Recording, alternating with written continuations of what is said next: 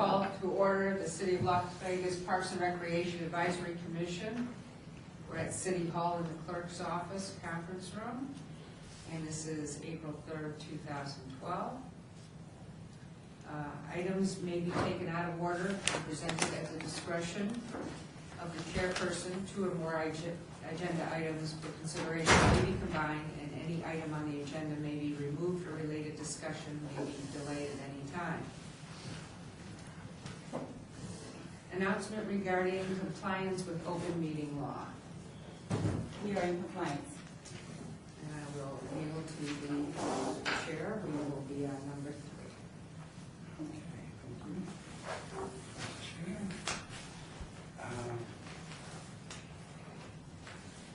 We'll do the big statement. I did that one. All right, we're on number We're 4. covered. We're on number 3. Yeah. You want to read number 4? 3? Yeah. The big statement. Yeah. Thanks for giving me that one.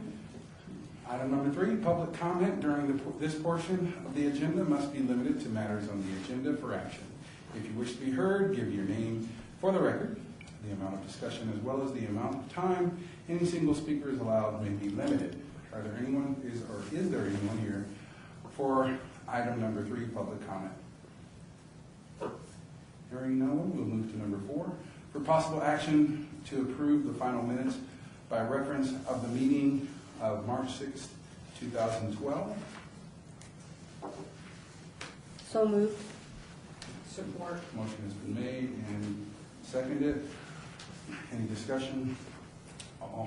Hearing no discussion. All in favor? Aye. All opposed? Ayes have it. Moving to advance items. Number 5. We're abstaining, right? No, they were it's both next month. Okay. The report on park naming policy, all boards. Okay, I'm Kelly Schwartz, the Senior Management Analyst with Park Preparation and Neighborhood Services. And I have been asked by the City Manager to look at our current park naming policy to see how we can either make stronger criteria for what it needs to be, because obviously we've had some issues about renaming. We've had not too many issues with naming in general, but it's more the renaming portion. So what I'd actually like and ask of the commission is, what is your priority for, what are your thoughts about renaming, so then I can actually work what your comments are in with the city manager's comments. Okay, Kelly, if you could, for the reference of the other and myself, commissioners, can you read the policy? Currently, you know what, and because I'm not very bright, I actually brought our revised policy already. But I will tell you right now, to rename a park or facility, it does take the commission recommendation to the city council. It takes unanimous council vote. And currently, it doesn't matter if it's for historic purposes. It doesn't matter if it's renaming after a person. It could be anything, as we've learned with the history of what we've done. And excuse me again, Kelly, what I didn't hear you say is that it needs to come through this commission. It does. It needs to be, the commission Unless needs to someone make else a has- recommendation. Okay, it needs to come from our recommendation. Correct. Okay. But the recommendation is presented to the council, and the council has the ultimate decision, but theirs has to be unanimous. Right. So although you can make a recommendation, the council at that meeting can discuss it, and they can change that name should they choose. And what I just want to make this real brief statement, and then I want to give it over to the head of the Park Naming Committee, Commissioner Sherman. What I do recognize is part of the challenge, and I welcome anyone of the commissioners to chime in. Part of the challenge has been that the city council members themselves have not followed the policy to our understanding and have circumvented or leapfrogged over the recommendation in many cases. And it has been just a rubber stamp or something to that extent. So with that said, unless any of the other commissioners would like to make any comments before I give it over to Well, first of all, we never saw the revised policy. Is that something that we need to see the comment on? The revised policy is actually, and Billy, I apologize for referencing back to you, 1992. Oh, that. It's- I got that. 1992. No, you haven't gotten it yet. These were just some suggestions. So no, you haven't received that yet. And what I want to do is get your feedback today. And then at a future meeting, then we will show what the revised policy would be. So I just need to know what your feelings are for naming, for renaming, what are your priorities? So, At least I know you have strong opinions. I have a curious question. Was this document sent to us to preview so that we can have the proper tools or information in front of us to discuss this? And you should have had it, I mean, since it was from 1992, and that's why I apologize. We can update again until May, and you can have the old policy. I would. Or if you want me to go run up and get it right now, it's up to you. Because we don't have it in front of us, and this is really frustrating because I can't give you information based on what you have in front of you. I have it in my records because, yeah, it was distributed at that point by the Director of Parks and Rec. At that point, he did a wonderful job. Well, 1992, I wasn't the Parks and Recreation Director, but that's okay. Dr. Jackson. Dr. Yeah, Jackson. that's okay. And actually, Dr. Jackson was But you not. helped us a lot, She was not the director in 1992 as well. In 1992, it could very possibly have been Dave Kuiper or maybe even Chris Stanfield. I mean, 92 is a long time ago. Also, Chair White, just a comment on it. I believe that the revision in 1992 was referencing to whether a park needed to be named after a living or a deceased person. And that, I believe, was brought forward by then Councilman Weekly. Lawrence Weekly may have been the seated councilman at that time that had concerns about whether you were living or not living, and whether whether a person would be prohibited from that based on having, and I think that's what those revisions were. I don't really want to, I appreciate that, thank you. I don't really want to obey this, but can we move it down and get a copy? Yeah, we can hold it or trail it to the end and then go on to the next item. Yeah, we can do that. Yeah, that's fine. And I'll be right back. Sorry about that. Thank you. So we're going to trail back item number 5 and move on to item number 6, advance item, report of the Las Vegas Golf Club maintenance agreement. Sure, this was debated, Lonnie Zimmerman for the record. This was debated last time in December. Las Vegas Municipal Golf Course, or MUNI, has been the property manager's Income Eagle. They have sublet the actual operation of the golf course in the past to Evergreen Alliance. In December, they removed Evergreen Alliance and gave the subcontract to OB Sports. OB Sports currently manages the Legacy Golf Club in town, Angel Park, Aliante, Coyote Springs in the Jack Nicklaus development outside of town, and I forget, Stallion Mountain. As a parent, is they can sublet the operations of the bar and grill and the golf course to anyone they want, as long as the city approves it. They've done such. We just wanted to report that out because one of the things in the exchange when we were doing the background on it is that they have to submit paperwork to us, report their operations for the year. That question was asked, so there's probably going to be an internal audit from our auditors just to look what it's been, what that has been accomplished. But one of the things that the city manager brought up when we were ongoing is the fact that we had chosen about a year ago as a board to maintain the golf subcommittee. Have we been requiring the golf course to submit capital projects in front of the board to brief them? And we have fallen out of the habit of having Parks and Rec, or having the golf courses report out of Parks and Rec board. So it was my intention at this meeting to have the new guys come in and begin to present, but because we've made it, we'll begin to do that in May. We'll have the OB Sports representative, but they do have an obligation if they're making any capital improvements to the golf course itself to come in and report that to the board and seek insight and feedback. So that'll be beginning in May, and the gentleman from OB Sports will be coming in and presenting in May. I think very much like we were talking about parks and D&E, if the subcommittee or the board itself has questions of the golf course, if we could help get that to the golf course so they're just not coming in here and on their own randomly reporting whatever they think is important, I think we need them to report out on what the board feels is important. Recommendation. Thank you very much. Any other questions for the Las Vegas Golf Club maintenance agreement? Right. we're not making any motions on that, nor approving that, are we? Just to accept the report. So, we need to make a motion to accept the report. So moved. Motion has been made Second. and seconded. Any discussion? Hearing no discussion, all in favor? Aye. All opposed? The ayes have it. Moving on to item number 7, the advance item, report on park rules and ordinance. Mr. Chair, can we slide that down until Kelly Schwartz returns too? She's reporting out on that. All right, so we will slide that one down. I will slow down a little bit and speak on item number 8. Report from the detention and enforcement on issues of city facilities and parks. I don't see a detention member here. I think if I may, the chair scared him in the last meeting. He might not be coming back. I did follow up though, in all sincerity, I did follow up. I saw that the D&E report went out to you on email last week. If there's anybody who's got a discussion or has questions, I'd be glad to get that to John. And I'm not actually sure why he's not here. Anyone like to make any comments on the information that we've received? Thank you, by the way.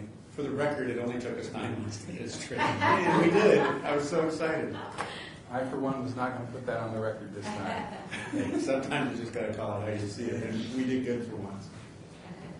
Would anyone like to comment on that specific report or their report for their wards? I think it's just great that we actually have a chance to see that. Some of the constituents in the wards that I live in oftentimes ask me about the crime issues. So. I think, Mr. Chairman, and too, like you've talked about shaping the parks report during the quarter day and D&E and golf course maintenance. The one thing that's going to be difficult for us because we grab their monthly reports and then we're the first Tuesday. But perhaps it lags a month. But again, like you asked of Sergeant Donahue last time, if you guys can look through those and shape any questions you may have or see any patterns, and we can report out the next month. If we can facilitate, I think what I heard from your ask or your directive in the last meeting was give us qualitative information about the report, not just a report. If you guys have a feeling of something that we can agendize for the marshal and have them ready to respond and going forward, so if it's this month for next month, but just to kind of take that on and make it a quality information exchanges, we'll do that. And I'm comfortable now with the process is set, but electronically we will start to get those. Thank you very much. For item number 8, do we have a motion to accept the report? Or we don't have a report, so we pass that on. Moving on to number 9, report on possible actions regarding the renaming of Doolittle Park, located at 951 Wesley, the Boulevard, Ward number 5, to Barlow. Or no, Barlow. Lonnie Zimmerman, again for the record. I had hoped to be able to give the name of Councilman Barlow in a council briefing 2 weeks ago. At that time, it was the update on Myron Levitt J.C. Park was being updated. We took an aside in a briefing, and Councilman Barlow announced his intention to submit for renaming Doolittle Park. I tried to follow up with him to see, I couldn't from that briefing determine whether he has a name in mind, whether he's putting it out there for renaming in the community, or how he's going to go about that process. I was a little overly optimistic, hoping I could bring the recommendation to the board this time and we could proceed. But I did because we'd already agendized it, because this is becoming an issue, and I think it's one of a series of recommendations that are going to continue. I think we're going to see this in the council that park naming continues to come up, as I expect to submit a name from the councilman for your consideration in the May or the June meeting. Do you know what the rationale is, why he wants to change the name? I can surmise, but it'd be personal conjecture. I honestly don't know if it's to honor somebody in the community, if it's a family member, if it's after something in the ward. I don't know. Can we request a liaison or someone to come down and elaborate on that? I would make it, if you're asking that, commissioners, I will just pass that on and report it out with the names under consideration and ask if they send somebody to report out. And if not, if I might suggest, in the past we had Roger Tabor when he was sponsoring it for Creighton Field. If they actually have somebody in mind who's, it could be bad, it could be donating money, it could be, but whoever the important individual come down to present to the board. Yeah. Commissioner Sherman, is that? Well, opposed to changing the names of parks that have already been established in neighborhoods due to the outcry from the public when this occurs.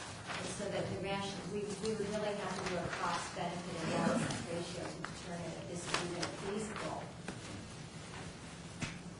thing to consider.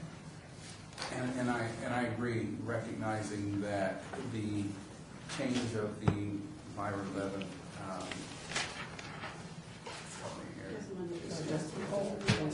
J.C. Park naming has a fiscal tag to it. So it has fiscal tag to it. When it was suggested and strongly suggested that we change it to Myron Levitt or Justice Levitt. And now we're unfortunately doing it a year, changing it back. And it has another fiscal discussion or component to it. So during these tough economic times, I think it's important for us to recognize, how we make these decisions, and so that they're not just whimsical. So I agree with you, Commissioner Sherman, and that's why I'm asking for someone at least to come down and just have that discussion. Mr. Chair, just for the sake of reporting it so I'm clear, not only the history of who, what, when, and how, but do you want the fiscal impact associated with our reporting we submit? Yeah, I think that's always my curiosity, having a background in recreation. Thank you.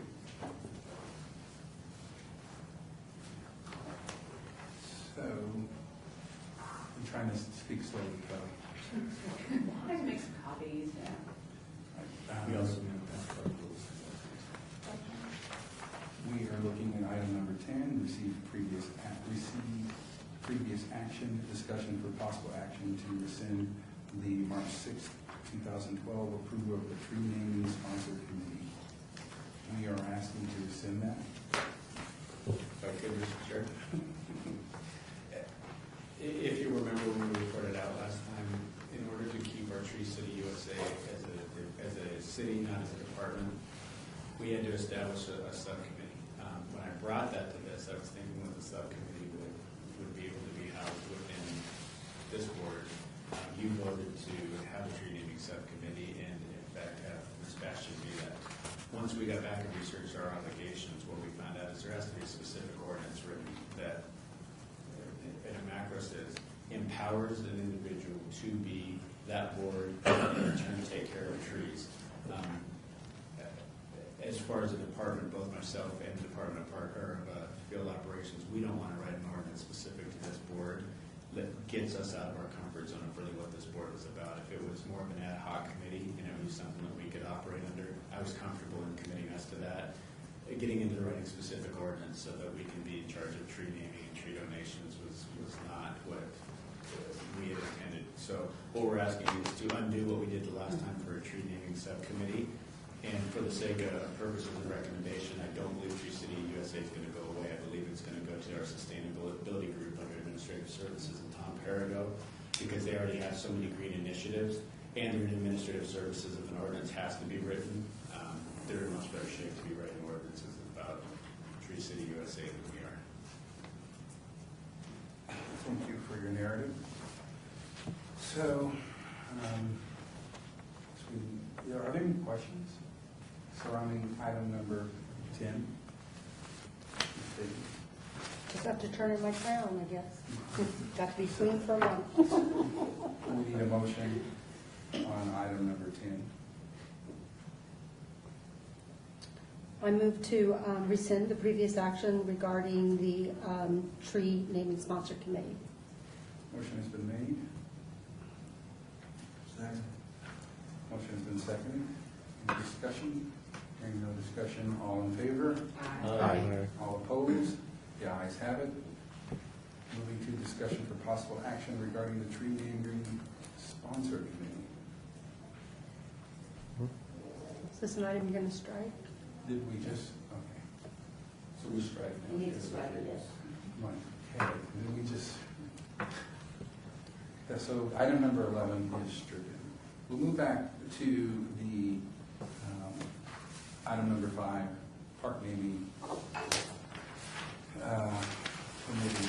And I apologize for not having this in front of you. And I also want to say that Commissioner Bastian was correct about the original was done in 1992.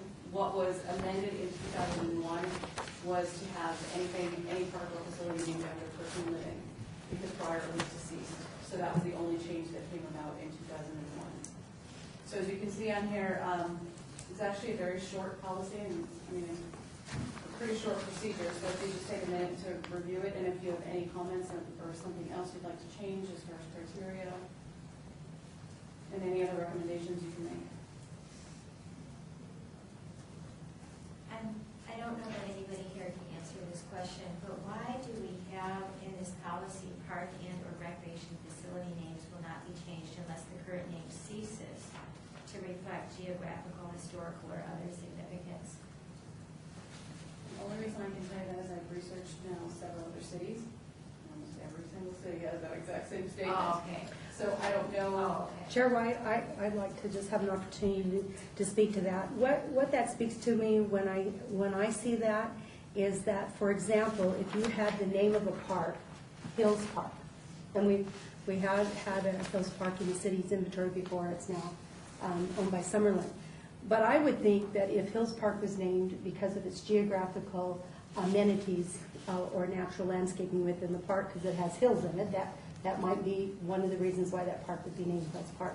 But if somebody came in and did a remodel of that park and a refurbishment, and all the hills were removed because it now became a soccer field, as opposed to a community park that has a lot of hills in it, I would think that would change geographically. It would also maybe change the theme of the park. So I can see why in a park naming policy you'd want to have the ability to change it from a Kellogg's Air soccer park to to something else if it became significant in a different way. You know, if you change the park to a pool, you'd want to be able to, you wouldn't want to continue to call it the soccer park. So that's just what speaks to me when I see that part right there. So one of the issues is that this leaves it up to subjective interpretation. So for instance, with the JC Park, I would have probably said there was a historical significance to keeping it that name, but it's subjective. So what I might suggest is that we expand on number 4 to include that there would be that should a name change be considered and brought to the attention of the Parks and Recreation Advisory Commission, that a notification of such name change would be posted at the location site of the park with an opportunity for a public hearing.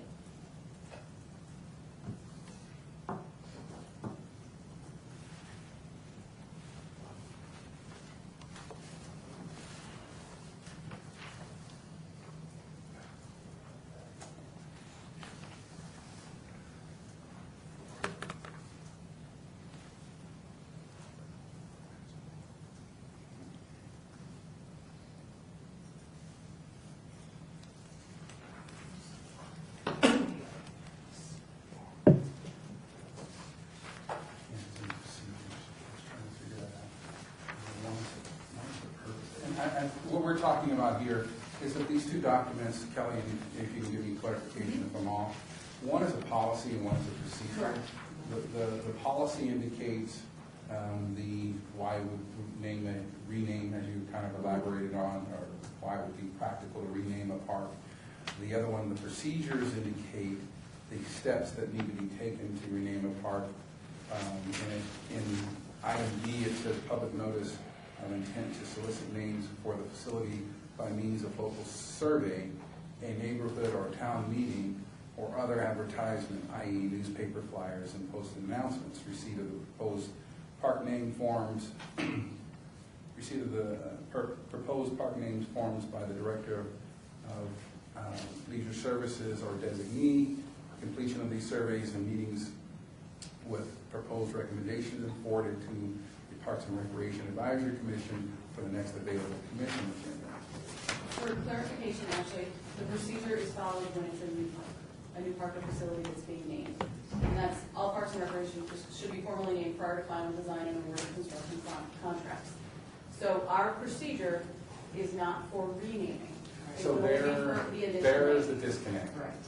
That's the disconnect, because when we're looking, I think in my most recent history, When we're talking about new parks, then it comes through and everything's smooth. When we're talking Correct. about existing parks, it comes as a shocker because there is no polling, surveying, or anything other than. And there is no criteria to come up with how you would come up with a rename, and that's where we're getting at, is that's what we need, your recommendations on what you think should happen. I think, Commissioner Sherman's idea about, posting it and having some type of meeting, and maybe it's this meeting or whatever it would need to be, is the type of ideas that we're looking for. so I welcome any discussion from the commissioners. Thank you, Chairman. I would absolutely support Sherman's idea or proposal, and it kind of reminds me of what happened at J.C. Park, and me going out to the neighborhood and talking to citizens who live in the area. What did you think?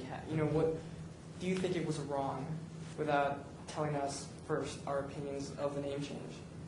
And many people would agree that it was incorrect. The city councilman or whatever several years ago circumvented our commission. That was probably not the best thing to do, but like when I've conferred with the councilman Coffin, and as he spoke to us last time, it would be much better to get the public's opinion first, the input from citizens, because that's what it's all about. We don't want to skip them. We want to make sure that their voices are heard and that we take into account what other people's opinions are, especially of a park that had a significance. The name of it, the ovation that was given by people in the city. And I support Commissioner Sherman on that idea. So. Chair White?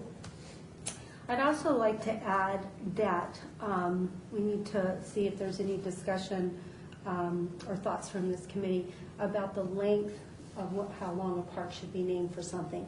Because we don't really have anything in there that suggests that if you have a naming of a park after a person, there is probably community people who align themselves with the person that the park has been named after. So for example, if it was Bastion Park and time goes on and 50 years goes by, this city celebrated 100 years celebration a while back, who maintains that connection to that original enthusiasm and commitment to that family? So I would like to hear what people's thoughts are about duration of time, of how long a park, especially if it's named after a person, or if it's named after a group such as the J.C.'s. I mean, that park was named J.C. Park for 65 years, possibly.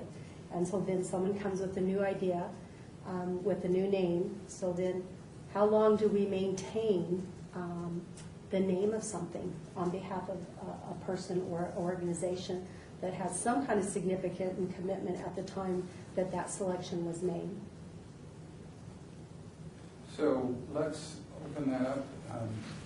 I kind of have a mixed feeling about that, because when you name a park something, I think that it's named. But it's like in Chicago, where they have the Sears Tower, and Sears is no longer in Chicago, if I'm not wrong. But they no longer occupy that particular tower, and the name's been changed, I think. No, it's still Still Sears Tower.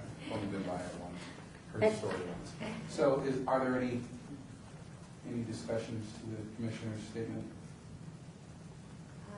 I would like to say that generally working with the public on park naming, my experience has been that people identify very closely with the name that they're used to. And that there's probably not real good reasons to change the name of a park. And so to actually put some kind of time specification on the name of a park might not be as important as putting a time period on the name of on the time of what it would take to change the name of a park. And the reason for that is that it gives people enough opportunity to actually evaluate why this is an occurrence. I did bring this article, if anybody didn't get a chance to see it. It's in my neighborhood. The John McDonald Football Complex honors Pop Warner enthusiasts. I don't know how the people in that area would have felt if the name All-American Park had been changed to John J. McDonald Football Complex Park. So I think we want to be real, and by the way, this is really a sweet article, and I like it very much, and I think what they did was a really nice, diplomatic way of former Councilman Michael McDonald honoring his father without creating distress to the public by changing the name of All-American Park. So I would rather see the time period be focusing on the present of a name is brought before us, like for instance, when Councilman Barlow brings to us this Doolittle, that we would post that for a specified time period, maybe 3 months, that there would be a hearing of the City of Las Vegas Parks and Recreation Advisory Commission 3 months from this date. And so I'm more concerned about that time frame than I am the other. Because as far as the association with the name, it grows, it extends. Every time a young child has an experience there, has a birthday party there, or an occurrence, or skins a knee, they're associated with that name, and that name continues on throughout history. Chair White, I guess where I was going with my statement to solicit feedback from the other commissioners is what prevents the community from saying, this year I love Doolittle Park, this year I want it to be Dula Park, this year I want it to be Smith's Park. If you don't have some kind of criteria, there's always going to be a special interest group that feels that there is someone out there that is been a good citizen, and we want to honor their work and what they've contributed, whether it's a soccer coach, a baseball coach, a football coach, a swim instructor, a teacher. So if I'm hearing you right, to frame it, it would be that you are suggesting that at some designated time it'd be eligible for renaming, regardless of whether or not they want to rename it every arbitrarily 50 years, 75 years, it comes up for the consideration. Even if they want to keep it that way, it stays. I mean, it's a window that everyone can anticipate. And I don't want Is that to, what I'm right, hearing you say? yeah, and I don't want to further complicate it by just putting statements out there. I'm just looking for thoughts of other people. I look at this part here that says that if someone brings in a financial contribution that they will be recognized. So if you had a park, I'm just talking about the complexity of park naming and facility naming. Let's say you have a park within a community that is in desperate need of refurbishment, but it has a long-standing history of being named the park. And you have somebody that comes in and says, I have, several $100,000 million,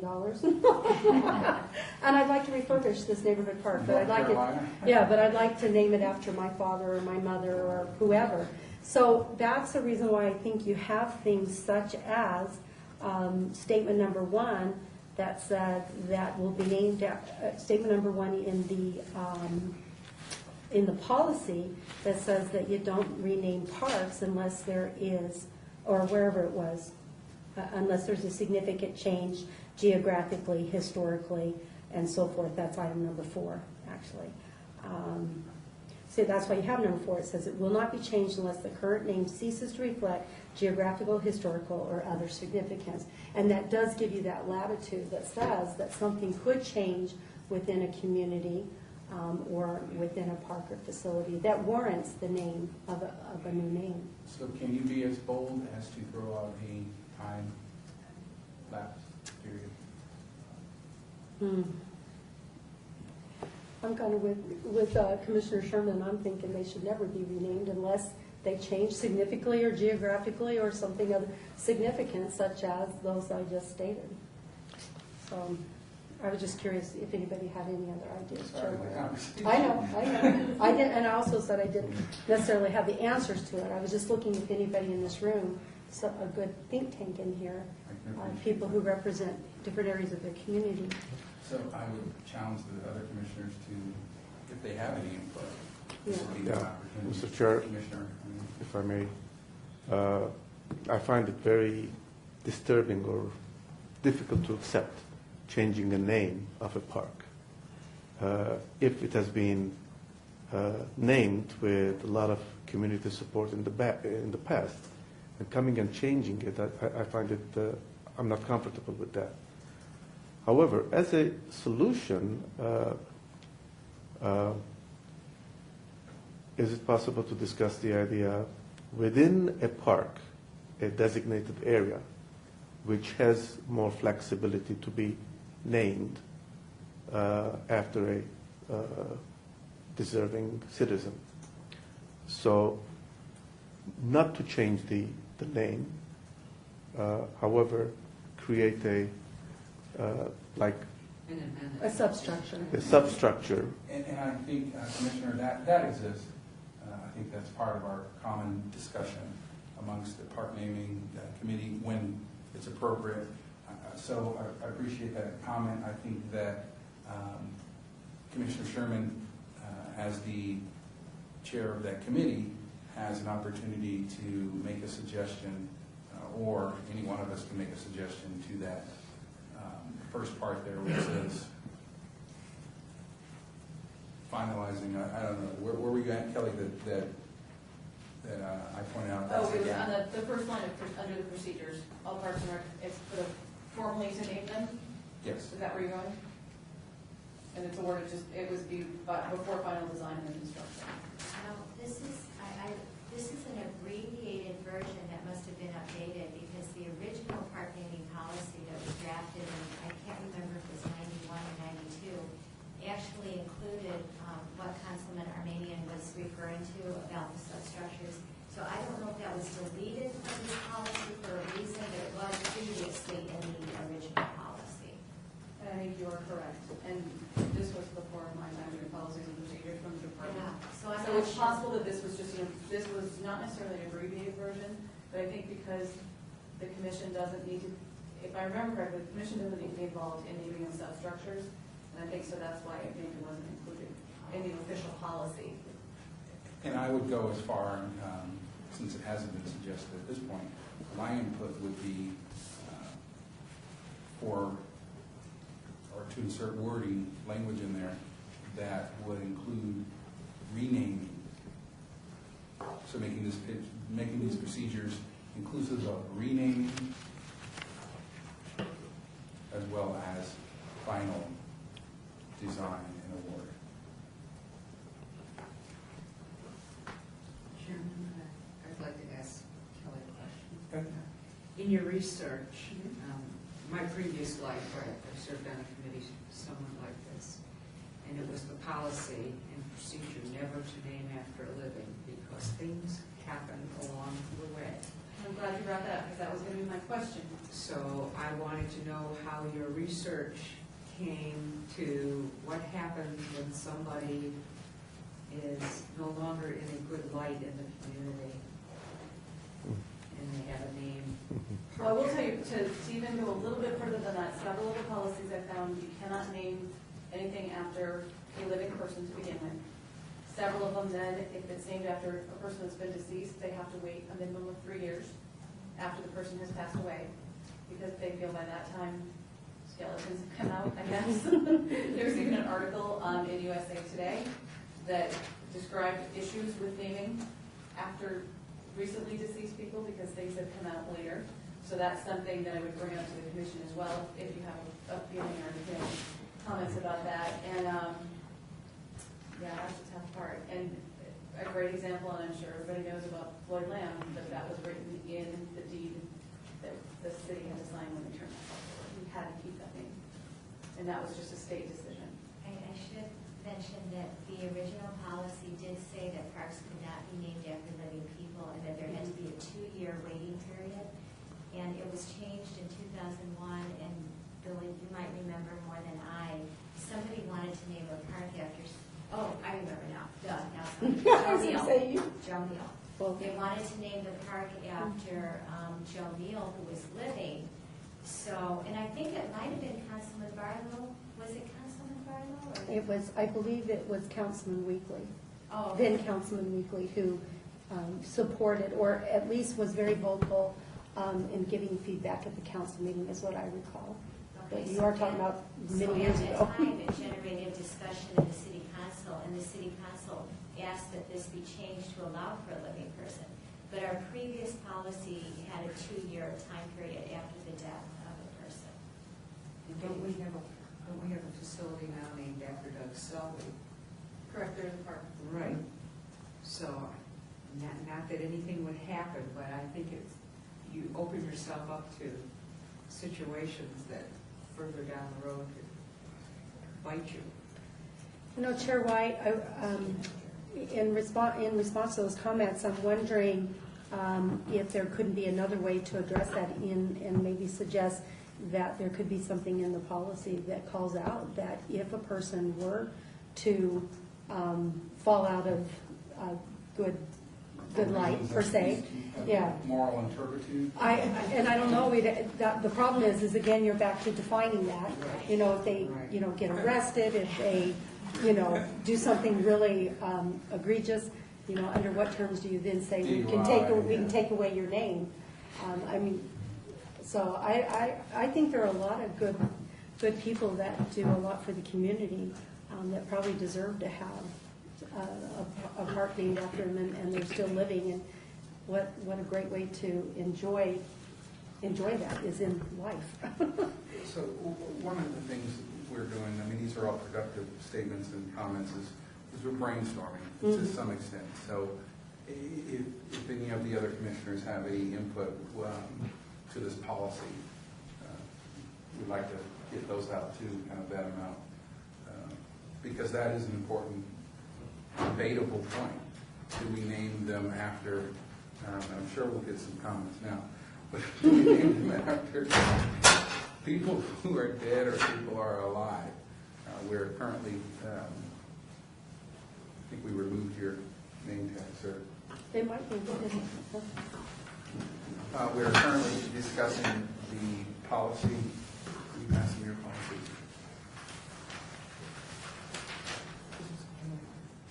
Chair White, I'd like to ask Kelly a question too. How can we help? What kind of feedback are you looking? Are you looking for just, I'm looking to involve the Parks and Recs Commission and not just have it be done by the city. okay. So I just want your feedback because And that's what I interpreted, so thank you. And then the idea would be she would create the policy then for us to review based on our comments there. Would you be able to bring a potential draft of a policy for us to discuss it? I'm hoping to next month. Because after I receive your comments, I already have comments from the city manager's office. And I would like to combine the two, and then obviously the city manager would review before I would present to you. So again, real quickly, what we're talking about right now is the discussion of, is there any input from any one of the commissioners in reference to adding or leaving absent the reference of living individuals to be eligible for park names? My preference would be that if we're going to keep living in there, that we might mention that, I'm trying to think how to say this. Do I have time to, I kind of want to formulate it that we really have to be careful, and maybe I'll ask somebody to help me with the wording here, but that maybe we be careful that if a person is in public office, that person must no longer be in public office at that time. I'm not sure of the wording that I'm trying to say, but what my belief is that we want to be very careful that we don't have one councilman naming a park after another councilman after who changes a park in his ward for this councilman. So we might want to say something that elected officials during time of service are Well, thank you. can you, You help me here. maybe we can use this terminology. No current elected official, nor, no current elected official, elected official must be recommended after 90 days, 120 days after he or she have left office. In some cases, some kind of a contingency. You see what I'm saying? Because if you go in, like it says, I just get off city council. After next meeting, you nominate me for my name to be on the park. A week later. Yeah. So it should be a time period. What do you think, Billy? You've been here like 100 years. 1992, I was just graduating from high school. No, I'm just kidding. Well, and I want to remind the commissioners here on the commission that these discussions will yield us a policy that will be long-standing, because we haven't opened this policy since 2001 was only the living deceased, Yes. but before that was 1992. So, understandably, this is the opportunity to chime in, to be able to have some impact. Because, let me explain this to you. There's a state law that states that no legislator can lobby the legislature within a certain period of time. I think it's 1 year, or I think it's 6 months to 1 year that a legislature cannot lobby the legislature. He has to be out of the legislature for a period of time, because that affected several legislators that I know that retired, then they became lobbyists, but they had to wait a period of time before they could come and lobby their former colleagues. But it should be a time period that a living, elected official should be nominated to have his. 2 years? I think it's a year. I don't think it's 2. I think Well, it's. it's a year for the lobby, but I think we should say 2 years, because there's another election cycle for different offices that come about.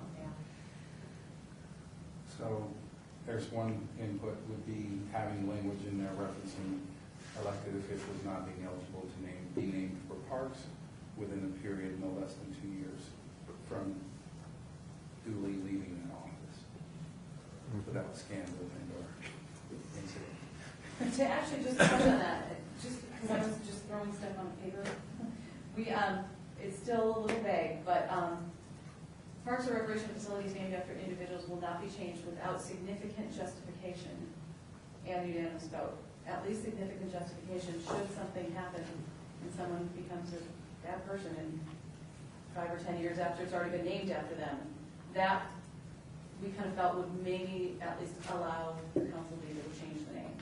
Well, and also, if we in fact put the language in there that says that it has to come before the Parks and Rec Commission, even if it is renaming, then it gives us an opportunity to make our suggestion yea or nay,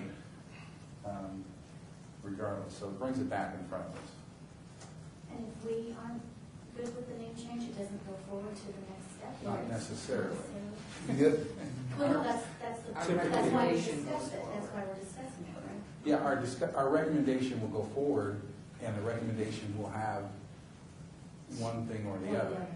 And then it is of the city council to make a decision on our recommendation. They can choose to say yea or nay, but it'll be in record that they either went against us, the public, or however it came out. Can I ask a question, since we're talking about this particular issue, Chairman? What happened to the request by Councilman Bob Kaufman?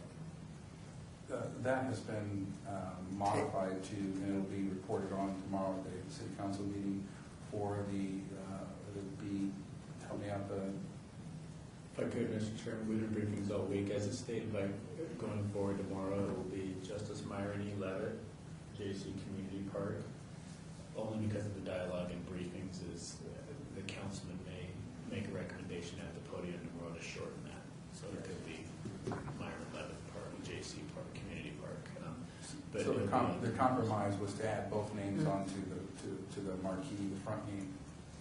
And it has a fiscal tag of what, $600, $6,000. plus I couldn't bring my lips to say that. So it has been changed. Is the money gonna come from within your budget, or is it gonna be? come out of field operations budget, the maintenance budget. Is it possible that the people who want to go back to that particular name, is it possible that they can do what they've done before, get private donations to I don't think so, no, because we should have never. allow that to happen? No, the city council should pay for it out of their budget. Yes. So sorry, that was opinionated, it wasn't Stacy. Let the record reflect who said that. So given that, what I'm hearing, back to the subject of adding either alive and or deceased language, I'm hearing you say that, Kelly, we can modify that language and you'll come back with a draft next month, Absolutely. with having added that language in. Correct. I'm gonna, what I'm gonna do is take all of your suggestions and recommendations, and I'm gonna forward that with just a draft policy up to the city manager's office. She obviously will review, and I mean, she has the ultimate. So to be clear, we addressed the gap in renaming and or naming. Correct, and that would be the whole intention, was the renaming portion. So we also address the living or deceased, or is there any other areas that we should be suggested to The address? living deceased, I don't know that we did, because I know we have a public office now for 2 years, but I don't know that we ever came to a, do you want to wait? Wait, a waiting period? If Yeah. someone passes away? Sorry, Commissioner. How long do you wait? Commissioner. So is there any discussion amongst whether or not we would like to insert language and or language about deceased and or living for park naming consideration? I'd like to open that up to the commissioners now. Mr. Chairman, I thought you had dealt with that based upon the part we were talking about. People should have a time period for waiting before they are. We were talking about elected, I'm sorry. We were talking about officials, elected officials, politicians. Okay, so therefore, I believe that either living or deceased people can be immediately recommended for consideration. What do you think? It is, it's language absent of the policy currently, so it doesn't, we don't have to change anything if we're saying we don't want to have that consideration. Well, I mean, currently it says it may be named after any person living or deceased. So part of what you might want to do is an in-between. If you don't want to make a decision between living or deceased, you might have a contingency that parks named after living persons will be evaluated within a time frame. You might want to just have something to encourage community support, so that instead of having the park be named after a living person because so-and-so is friends with so-and-so who's friends with so-and-so, that there's actually a presentation with you might want to have something that says park may be named after any person living or deceased, anything or any geographic or neighborhood area is deemed appropriate by the Las Vegas City Council. Any park to be named after a living person will have a time frame of 3 to 6 months to evaluate within the parameters of the Department of Leisure, something, either within the department or within this commission, but just maybe a contingency for living name, which is kind of made in between. Mr. Chairman, I'd like to go a little deeper. I think a person living or deceased should have contributed something to the city of Las Vegas, recreation. You are correct, but that's not how it's been. No, but we need to specify that if a person is going to receive a park naming or a recreation facility naming, they should have contributed something to this community in the field of recreation or leisure activities. Because you have a lot of people. To the quality of life, I'm Right, sorry. to the quality of life, right. That all relates to. I think that, did the original policy state that, the one from 1992? I don't ever recall anything like that. Several other cities have that. Oh, yeah, because I remember reading that, and I can't remember if it was from our original policy where it actually it did give some kind of guidance as to the type of naming. Because I think if a person is a philanthropist, they don't necessarily have done something for the quality of life. They might have done something in education, they might have done something someplace else, but I think a person who has done something, like Dr. Romeo, we named the park after him because he served for 30 years Yes. and 27 years on this board. So that is the justification for as I'm concerned. Well, actually, the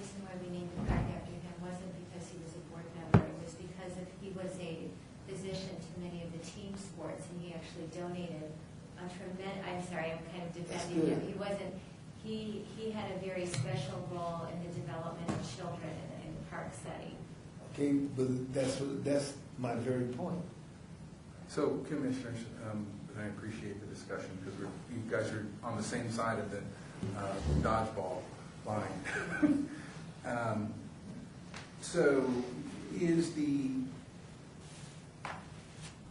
tone at this table at this point to add language of living or not? I have no objection to the name of somebody. I'm opposed to living unless there's some type of characteristics or qualifications attached. And with that said, respectfully, if the language is added that the considerations come before the board, filling that, taking away that gap, then we will hear those discussions before this commission each and every time a park naming is suggested or renaming is suggested. So that interest will be satisfied when it comes Because to it this. would add verbiage that you don't just, somebody's not gonna, you're not gonna just have a councilman who's leaving office say, hey, I'm gonna name it after my buddy. So I have a suggestion, adding language saying contribution to the quality of life within the city of Las Vegas. Quality of life equating to either Parks and Rec and or children or facility donation, philanthropy, curricular, quality of life. Right, just having some type of, something attached to that. Yes. Okay. Any others? Just like to ask if when the proposed draft of the draft is done, if that could be sent to us a week before our meeting so we can study it instead of trying to read it during our meeting here. Yeah, and I apologize, that was my fault. Thank you. One more thing, Kelly, is there anything else that we didn't touch upon that you found in the research? Any other? No, I mean, most policies are the same. I mean, part of it is initial naming, but Commissioner Bastian has a good point, because if someone already provides 51% of the budget for an initial project, then consideration is given to name that particular project after them. It's up, what do you think about renaming? I mean, like Commissioner Bastian, Fitzgerald Hotlet is horrible, but if someone came with, $500,000 and said, I'd like to redo the entire park, would you rename Fitzgerald Hotlet after that person? Well, and that's a discussion that would happen current time. So, I mean, we can talk about if and trees until birds and bees. So, But I am curious, Stacy, when you did your research, what did you find about the living versus deceased? It's kind of a toss-up, actually. Some do and some don't. It was like half and half. Oh, so has she answered your question? Has all the commissioners had their questions answered surrounding this discussion? Just a clarification, when we're talking about renaming structures within a park to honor somebody, is that supposed to be included in what you're talking about, or is that a whole separate policy? Actually, I did add a statement in there about substructures. It doesn't affect monument substructures, specialty activity areas in the existing or new parks, and only pertains to city-owned parks or buildings. So substructures are separate. Chair White, just one more comment, and this may be kind of more of a procedural thing once the policy's been established, but I think one of the things that would be really beneficial, and so I don't know if it could be incorporated in the policy, is that there needs to be a written, I think, proposal that comes before the park, comes before this commission, so that we can actually see that history, see that significant contribution that an individual has given. And I don't know that that has always been the case, that sometimes it's reported out verbally, and we don't get to feel all the senses related to the story of that individual or organization or individuals. So I think somehow we need to be able to have someone put the time into that, and so that we can vet out what the contributions are. So it would be Yeah, like a more or less an resume. application? Yeah, like possibly an application or a resume per se, for lack of a better word. so that we can better understand what the contributions are and why a community member or a group of people would bring forward a name. And thank you, Commissioner. When the process, or when the procedures are followed, and if the procedures now include renaming, we would be in line with D, completion of survey and meetings with proposed recommendations forwarded. So we would get some type of an official forwarding of one survey to recommendations to us, and there would be a person or a body that would convey that information to us. So I think that what you're speaking to is the current procedures of bypassing us. Yes. And not sharing that information. So if we get these policies back in line with the information being shared with us, I think that can be satisfying. Respectfully. So have all the questions been answered?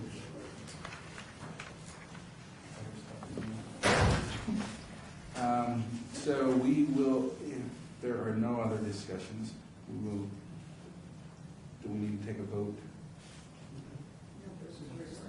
We need to accept the report. So, There's no item number 7. I can do it in probably 30 seconds. all right, so can we make the exception of can we get a recommendation to accept the report? On number 5? Yes. So moved. Motion has been made. Second. Motion has been seconded. All in favor? Right. All opposed? Ayes have it. And the next one was the number 7 of Ames report of park rules and ordinances. It looks like for the last 4 years, we've been working to revise the ordinance, because once again, it's probably older than 1992. There's a lot of outdated information in the ordinance, so that's all I'm going to report to you, is that nothing significant has changed with the parks ordinance. It's definitions of a special event, it's park reservations, it's park rules. It just needs to be updated, and I don't know if anyone knows what a wheel toy is, but that's one of the park rules, that you can't have a wheel toy in a park. It's a skateboard. It's a scooter. You. It's a stroller. It's a stroller. So we're updating things to make them more current. There's a lot of duplications, and unfortunately, over the past probably 15 or 20 years, park rules have been added to the sign, but they've never gone in front of council. And so technically then, the marshals cannot actually cite somebody because they're not official rules. We just made them up. So at what point will we be? Sorry.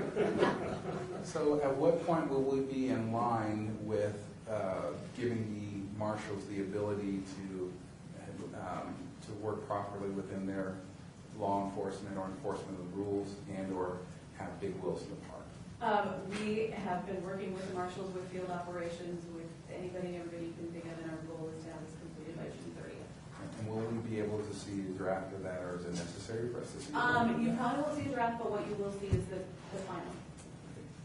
And we're very close. It's now we have plazas and now we have trails that just kind of are new to us. So that's what we've added in since there. And are the rules the same as a plaza and a trail? So that's where we're at. But one of our functions is to approve. You are, those thank park you, rules. Commissioner Batchin, you are correct. You will review them, but sharing something, I mean, do they have the right to change them once we get that far? 'Cause it's I got- would see a problem with making recommendations or changes, because So our office usually drafts the ordinance, probably, it won't have been introduced, right? It should not have No. no. Okay, so it certainly would be up for discussion and proposed change. So I would ask that consistently we get those prior to the meeting so we have a chance to comment on with knowledge. Yep. Pertaining to this, I have a question regarding commercial activities on park property and parking lots. Is there a city ordinance that prohibits or allows that? I'm sorry. The operating of a commercial function on a, In the park? in the park or on the parking lot? I can't tell you offhand.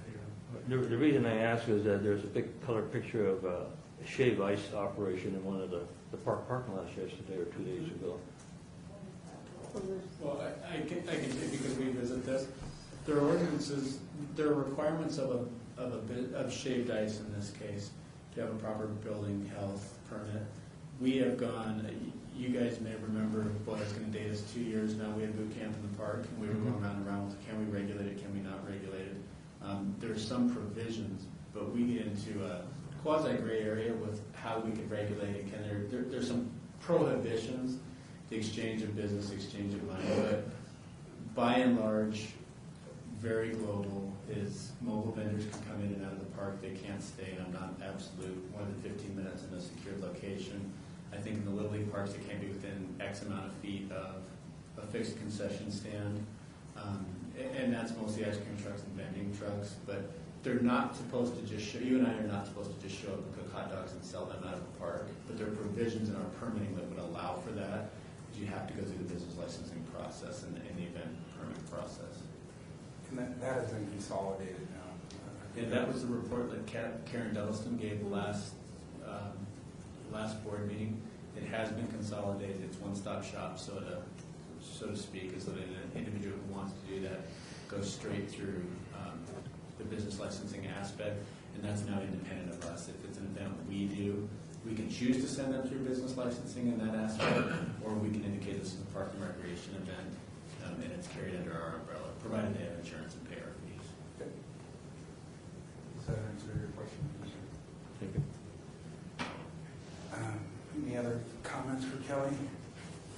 Then we will someone has to make a comment on item number 7, report of the park rules and ordinance, to accept her report. I move to accept the report.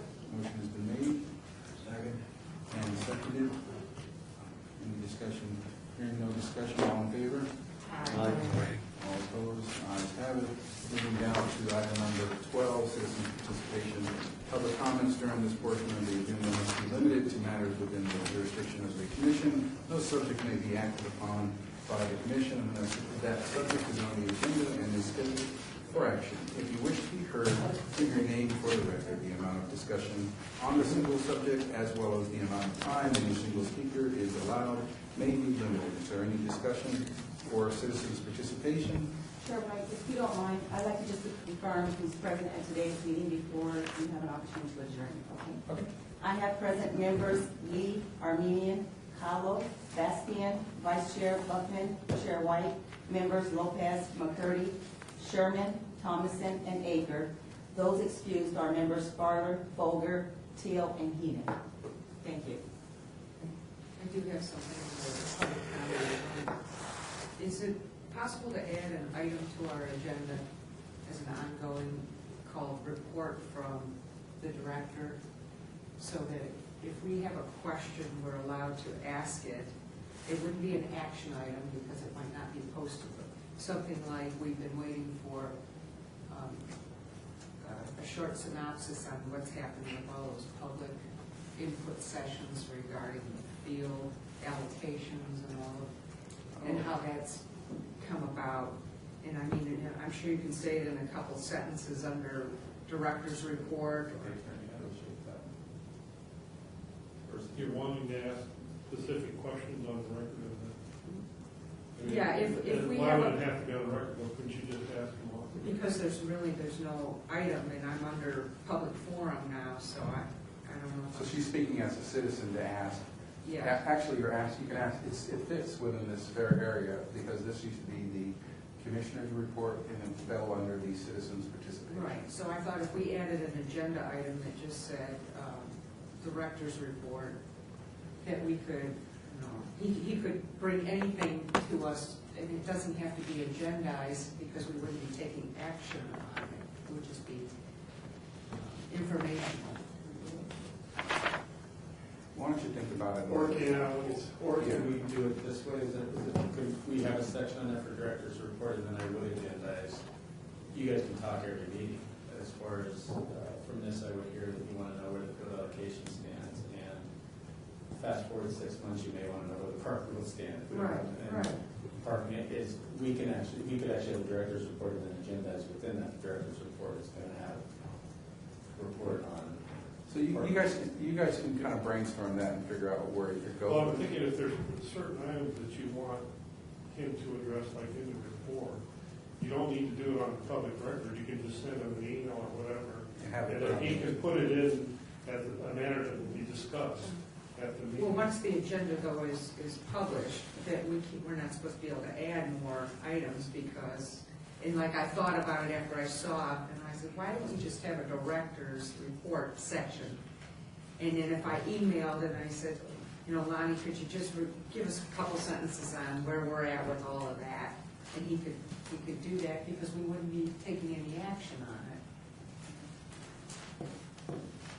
So that was my idea. If you had something Let that me came think up. about it, but I'm a little bit concerned about it. It's such a broad thing Yeah. that the public, in some instances, would like to be here for the discussion, but they're not going to know that they're going to be in discussion. It's such a broad item. But if we needed to, he could put it as a specific agenda item in a future meeting, and then it would be published. Chair White, can a commissioner request, if you had an advance thought before the agenda was posted, a commissioner can request to have an agenda item put on? Right, but Yes, once and I I- received the agenda, and I Yeah. thought, well, Oh, gosh, yeah, we should then- just be updated, you know, so we know, because Well, and actually. we get calls all the time. And actually, the agenda gets floated out to us before it gets published, isn't it? Or before it gets, doesn't it? No, the agenda has to be published, and then at the same time, once we verify it's been published, we send it out to everyone, because on that email list or in the mailings, there are some citizens as well. So we have to ensure that it's published, because there might be someone that will go online and agenda's not there, but they hear that someone else has the agenda, and they don't have a hard copy of it, then there's going to be some questions raised. So how cumbersome would it be just to send out a blast to say, are there any agenda items, like a day before you need to publish your agenda? Not sending us the agenda, but just asking us the question.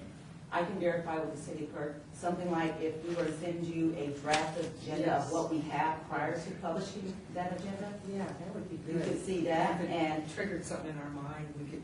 Because literally, I mean, what I'm saying literally is, there's been commissioners who've called me or contacted me and said, hey, Malcolm, get this on the agenda, and I've called Lonnie or emailed Lonnie and gotten it on the agenda, or either recognized it was already too late and we put it on the next agenda, and I gotten back to the commissioners and said, we'll do that for the next, I'll give them an update, basically. So, Chair White, I just have a thought about that. You have 15 commissioners, and if they send it out and say, open call for agenda items, not only do you have the business that's already been formalized and being brought forward, but you could potentially have 15 more agenda items based on individual interests of board members. My suggestion would be for consideration is that you discuss it here for specific reports and say, in 3 months, we'd like to know by the park rules if we haven't seen it or whatever. And then the last minute thoughts that come up and say, hey, I have this thought, whatever happened to whatever. Maybe we do what the city attorney, Bob Sylvania, is suggesting, is you just call if you have a personal interest, you just call the director yourself. And then he can make a determination on whether it should be agendized.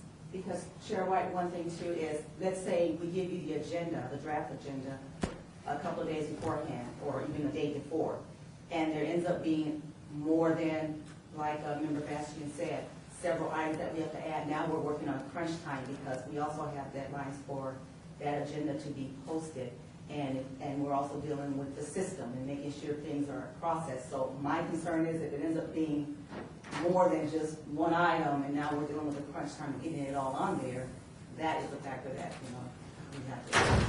I think if there's that opportunity to do that, after checking, and it exists, I think it is beneficial.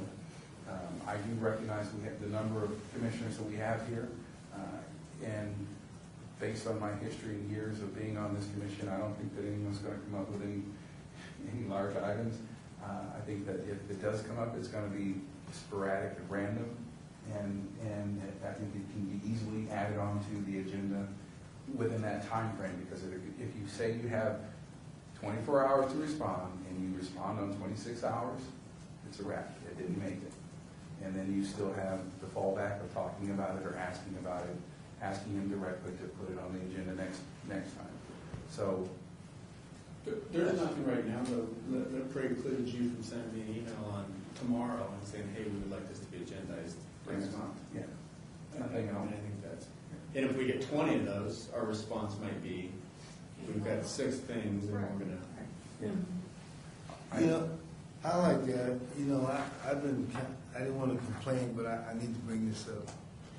You know, and I guess maybe I've been out the loop for a minute. I really am not understanding, because I know one reason why people wasn't getting notified for the board meetings and stuff is because of paper and other things that was happening back in that time.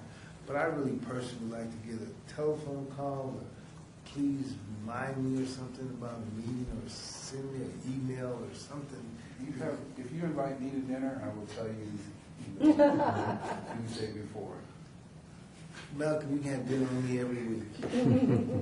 But I'm serious, because Actually, we did get it. I mean, didn't we get a phone call today? Or yesterday?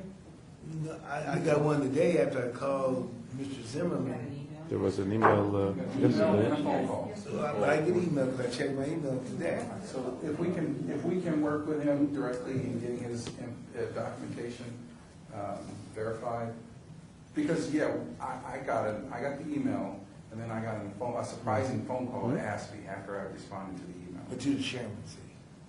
No, I got the same. I got the same. But, because I asked her today, I said, did you check my email? Did I get anything from the city? Or if the email comes, who does it come from the city? Maybe coming from somebody's name, and we're not aware of the name or something, you know? I'll be short on why we would try to exclude you from getting your email. But I hear what you're saying, and I think you said this before, and as a result of that, we got calls. The majority of us got calls, and I think I'm hearing you say that you may not have recognized that, so we'll work with you directly on getting that done, so we don't prevent it. Right, because I don't So want that we don't prevent you from getting that. I don't like sitting on boards, and if I can't be here, I'm gonna let somebody know, because I was scheduled to be out of town. So I wanted to be here, so I didn't go. I do have something I would like to have you put on the agenda. In the latest Neon, there's a really nice half page about the park ambassadors.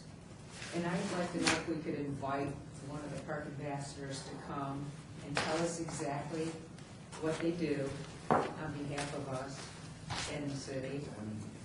And the other thing is, I saw there was no mention that I could find of our commission. It will be in the next one. Okay. We're never. In fact, I just found out they were just delivered, so they're sitting in the loading Because dock. that's what we run into. People say, well, we didn't know you existed. And I thought, well, this is a great opportunity. We don't need a picture. I mean- I think you guys need a picture too, just for. And that's been But I'd love to hear floated. about from the park ambassadors. That's been floated for a couple of years too. I think we do need to have some type of picture of us. You're so handsome. All right, so to wrap up the citizens' participation, is there any more citizens' participation? Hearing that there's no more citizens' participation, meeting adjourned.